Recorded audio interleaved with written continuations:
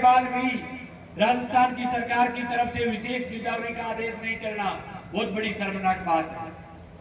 ये शर्मनाक बात इस बात के लिए है कि पूरे जिले का कोई धड़ी डोरी नहीं, जिले का कोई ऐसा नेता नहीं जो यहाँ के कलेक्टर को खड़ा होकर के ये कह दे, जो सरकार चलाते हैं वो ये बोल करके कह दे कि जिले के अंदर तमाम तहसीलों के अंदर खराबा हुआ है, आपने एक बार पटवारियों के लिए विशेष गिरदावरी का आदेश क्यों नहीं किया।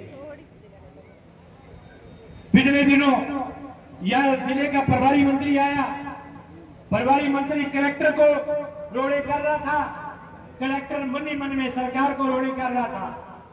इतनी बुरी हालात हमने किसी की भी सरकार में नहीं देखी। पिछली सरकारों के टाइम में भी इस प्रकार से फसलों को नुकसान हुआ है, मकानों को नुकसान हुआ है, लेकिन उन सरकारों के टाइम में जो नेता होते थे, कहीं जमीन जिंदा होता था वो तुरंत आदेश करवाते थे, लोग लड़कर ये करवाते, कहीं सरकार प्रयास करती, लेकिन इस सरकार में कोई ऐसा प्रयास करने वाला नहीं जो जाकर के कहते कि विशेष। काफी समय से खड़ा था तो एक बुजुर्ग सरदार जी खड़े थे, वो कह रहे थे कि सरकारें चाहे किसी की हो, सरकारें ऐसी हुआ करती। नहीं भाई, सरकारें ऐसी नहीं हुआ करती, सरकारों में फर्क है। ये नहीं कहता कि कांग्रेस के राज में लोगों को लड़ना नहीं पड़ता, कांग्रेस के राज में भी लोगों को लड़ना पड़ता है, लेकिन भारतीय जनता पार्टी की तरह वाहियात तरीका कांग्रेस का नहीं हुआ करता था। बीजेपी तो टिट्टण वर्गी है, सामने चले मां आवे और ये कह करके अंदर आती है कि आपने किसान की विशेष गिरदावरी की मांग क्यों कर, आपने स्मार्ट मीटर का विरोध क्यों कर दिया, आप किसानों के मुद्दों पर बोल क्यों गए। आज से 3 दिन पहले चूरू के हजार किसान चूरू की कलेक्ट्री पर इकट्ठे हुए, सरकार का नाक रंगवा करके शाम को 4 बजे ये घोषणा करवा करके चूरू का किसान खड़ा हुआ कि जो भी सड़े गड़े दाने हैं उनको करो, और वो का वो तरीका हनुमानगढ़ के किसान को लागू करना पड़ेगा। अगर कोई सरकार से उम्मीद करे कि सरकार आपकी बात सुन लेगी तो नो भाई, सरकार नहीं सुनती। सरकार का मामला जो है वो राम भरोसे चल रहा है। राजस्थान के मुख्यमंत्री आज 1.5 साल के बाद खुद को मुख्यमंत्री महसूस नहीं कर पा रहे। 1.5 साल के बाद राजस्थान के सीएम को सपने आते कि तू मुख्यमंत्री है, सरपंच है, क्योंकि एक ऐसा आदमी जो हारा हुआ सरपंच, जो हारा हुआ एमएलए का चुनाव, उसको कोई सेफ सीट पर ला करके चुनाव लड़वा दे और उसको विधायक बना दे, विधायक बनने के 3 दिन बाद उसको मुख्यमंत्री बना दे।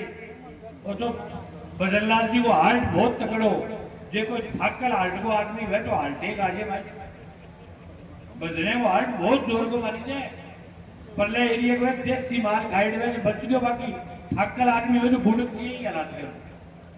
अब थे बदनलाल जी की बात आओ कि वो थाने विशेष गिरदावरी करा दे, कौन क्रास के करते थे, खास करके देखे मैं मुख्यमंत्री बड़े हो कौन बड़े।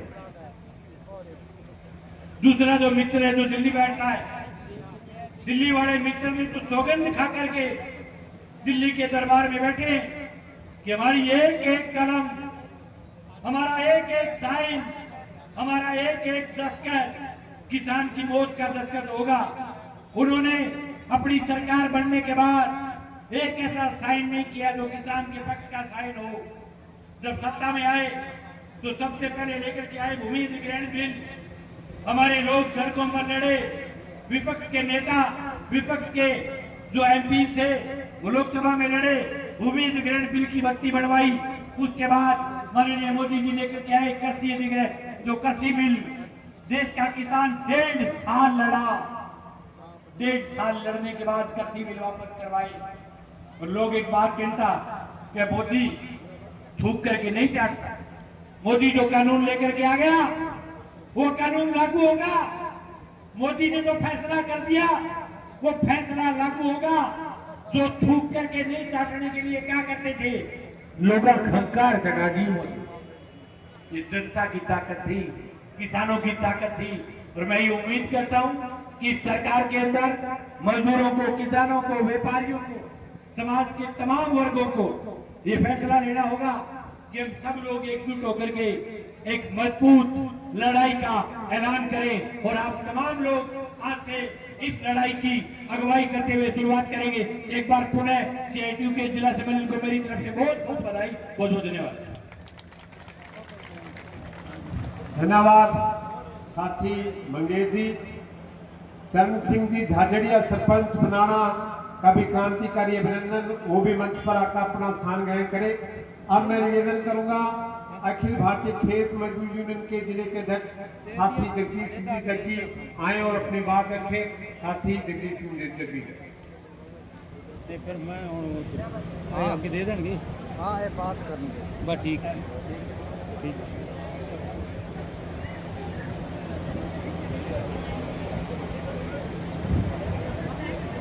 मंच पर उपस्थित लोकसभा के सांसद और किसान सभा के राष्ट्रीय उपाध्यक्ष कामरेड अमराराम जी, साथी रामेश्वर जी वर्मा, CITU के राज्य के नेतागण, सम्मानित मंच, दूर दराज से आए मेरे मजदूर भाइयों बहनों, किसान बंधुओं, साथियों, बोलने वाले साथियों ने बड़े विस्तार से आपके बीच में आज के हालात के बारे में चर्चा की है कि किस तरीके से सरकार की जो नीतियां हैं किसान और मजदूर को बर्बाद करने पे लगी है।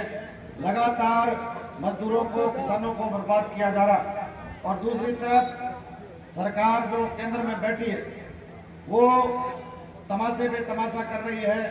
लगातार चाहे फसलों का सवाल हो, MSP की बात हो, किसान की फसल की बात हो, तमाम सवालों पे सरकार पीछे भाग रही और यही जो मजदूरों के पक्ष में जो कानून बने हैं, लगातार उन कानूनों को तोड़ करके मजदूरों के जो हित हैं उनसे महसूस कर रही है।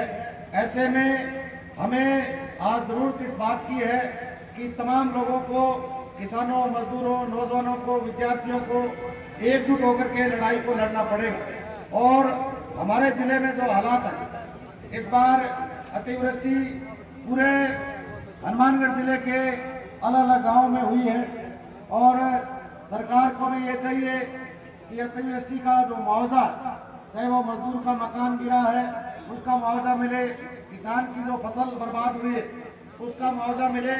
लेकिन यहाँ जब किसान की फसलें बर्बाद हुई है तो गांव में कुछ अलग तरीके के लोग भी बैठे जो एक ही प्रचार करें, पानी में जहां जल ज्यादा भर गया खेतों में, अभी गेहूं के बिजान नहीं हो सकता। गांव में ऐसी जगह पानी भर गया, मजदूर के मकान गिर गए, उसके लिए कोई भी प्लानिंग सरकार और प्रशासन की नहीं। बाकायदा गांव में बैठे लोग गारंटी ले रहे हैं कि सरकार के पूरी आवे पानी का डंडा, सरकार किया दे दे अभी पानी, सरकार में पर सोए, सरकार की जिम्मेदारी है उस पानी को निकालना, मजदूर का मकान गिरा उसका मुआवजा देना। आप मजाक कर रहे हो। सरकार और सरकार में बैठे हुए लोग, जिसका मकान गिरा उसको 2500 रुपए मुआवजा। क्या आज इस महंगाई के दौर में 2500 रुपए में कोई मजदूर अपना मकान बना सकता है? उस किसान की फसल जो एक नहीं दोनों फसलें तबाह होगी और गांव में बैठा भारतीय जनता पार्टी का वो मंदबुद्धि का आदमी वो प्रचार कर रहा है कि सरकार इसमें कुछ नहीं कर सकती। सरकार कर सकती है, सरकार को करना पड़ेगा। जब सरकार बड़े बड़े वायदे करती है कि किसान को MSP मिलेगी, उसकी तमाम फसलें हम लोग खरीदेंगे, लेकिन जब फसल बिकने की बात आती है तो सरकार हाथ खड़े कर देती है। इसलिए साथियों, हम तमाम लोगों को, चाहे मजदूर है, किसान है, सबको मिलकर के लड़ना होगा। और ऐसी तानाशाही सरकार जो हमारी सत्ता पे बैठी है, लगातार किसानों और मजदूरों को बर्बाद करने पे तुली है, ऐसी सरकार को उखाड़ फेंकने के लिए आप तमाम लोगों को एकजुट होकर के इस लड़ाई को लड़ना पड़ेगा। आपका बहुत बहुत धन्यवाद। इनकलाब जिंदाबाद।